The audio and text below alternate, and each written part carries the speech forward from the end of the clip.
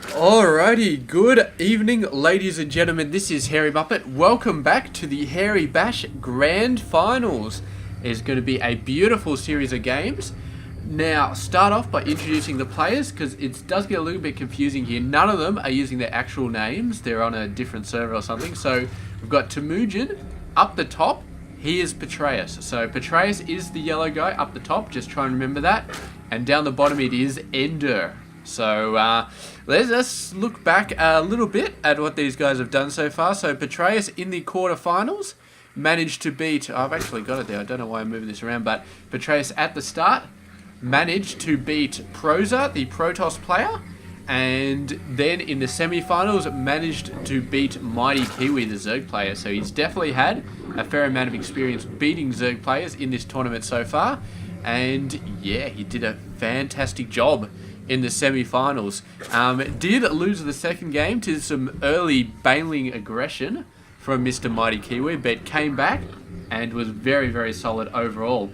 Now, Mr. EnDerr down the bottom played off against King Kong, another Zerg player, in his semi-finals, and he just beat him 2-0. So, a lot of Ling pressure early game from Mr. EnDerr, and both games just went ahead and just really put it in there. So great job there. And now it's going to come down to a ZvZ between these guys once again for the grand final. So last tournament was a ZvZ. This one's a ZvZ as well. And alright, so I got to say something first of all. The grand final was meant to be a best of 5 series. Now what happened was these guys played a few games, and eventually they just, the player who was not the winner conceded at some point. So they played some games, but they didn't go all the way to the best of 5. One of the players conceded because he just decided that he wasn't going to win. So yeah, there's not much I can do about that, and I'm happy for them to do that. So as a consequence, we do have less games in the grand final, but it is still going to be an awesome series of games. I've looked at them, and this one, you can see the length of the video. The next 2 days are going to be longer. That's all I'm going to say about that. The next 2 days will be longer. So anyway, let's move on. Let's have a bit of a look at this sort of stuff. Petraeus going for very early Ling attack. He's getting the upgrades going extremely early in this game. The Queen going up here, hoping to kill these guys before they get a good scout off. I don't know if he actually managed to do that. The Ling getting around here does get taken out. Don't think he saw the Evo chamber, which is the only thing worth scouting at this point in the game. If he saw the Evo chamber having a crack at something, that would be interesting. But not going to be seeing it, and EnDerr not going for that, but they may buy himself a little bit of time to actually go for a ton of work, as he was building a ton of workers there, trying to push out a little bit ahead. And yeah, it's an interesting play, but I think I like that play. He's going for roaches as well, so getting out the economy nice and early. And I mean, Petraeus saw all he needed to see right there. He saw the roach warrant out the front, and now he knows exactly what he's dealing with. So I would expect him to be going for roaches himself. I mean, I don't think he can hope to get mutas out by the time the roaches come out. I don't think that's going to happen. So he's got 2 choices. The first is get roaches, and the second one is I don't know, there really isn't a second one. It's just basically get roaches. And there we go, there's the roach warren coming out right now. He's building a ton of Lings as well. He's got Ling speed, so my guess is he's going to use his Ling army to try and buy himself some time.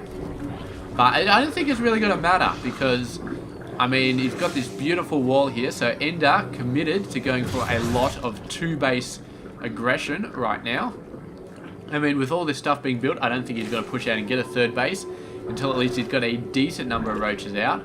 But he's not going to be able to really rush out and do a ton of... he's not going to be able to roach rush Petraeus, I don't think. I mean, the roach warren is out there already. Look at these guys go, man. They really want to get in there.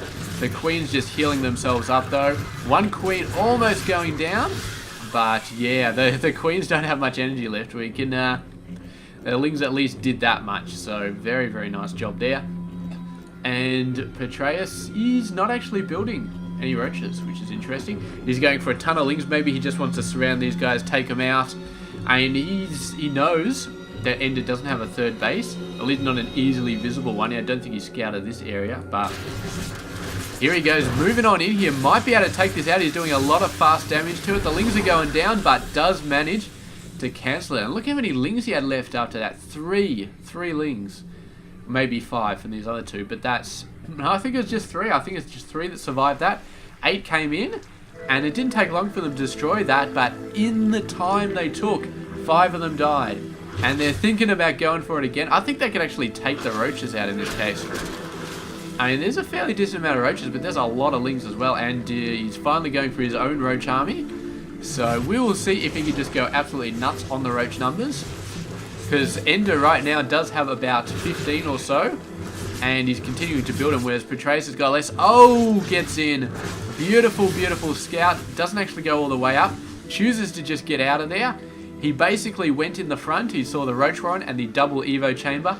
He got up the top, and did he actually... He didn't see the lair coming up, but he saw the roach warren and the double evo chamber, and I think that was probably enough for him at that point. I mean... Yeah, I don't know. You could probably guess that Petraeus isn't going for anything really, really crazy at that point, but it's hard to be certain.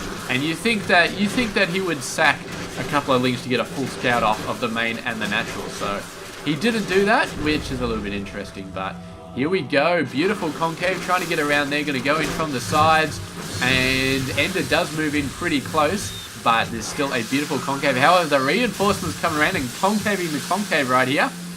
And suddenly it's just all a big mess right now. And Petraeus has actually been turned around. EnDerr getting the reinforcements in. And Petraeus has collapsed his forces back. Trying to form another line over there. Not doing a bad job right now. Doing a fairly good job. A couple of workers getting sniped. But he does manage to hold it off. And there we go. So pretty good job there by both players. Very much an intricate dance of just positioning right there. This roach is going to get in there, is going to see the lair, but that's all there is to see. And these roaches just trying to snipe a couple of workers or something like that, but eventually they do get knocked back out of there. Just roaches all over the place. But I think that Petraeus, yes, he does. I mean, EnDerr had a little bit of a lead in workers, but Petraeus had the third base so much earlier than EnDerr. There was no doubt he was going to be ahead of workers. So really, really good job there. And he's actually got a pretty good army as well. He's 22 against 22. He's also got the 13 lings. His workers are pretty much even. So, yeah. I mean, EnDerr does have his third base right now. So they're pretty much even. Petraeus with a little bit of a lead, but not a whole lot of a lead. I'd say it's still pretty much an even game right here. And the roaches just, there's a bit of a battle here. Petraeus not really sending in any reinforcements though. So I think EnDerr should be able to hold this off. We do have upgrades. This has got 1-0. This has got 1-1. And Petraeus actually given the GG right here.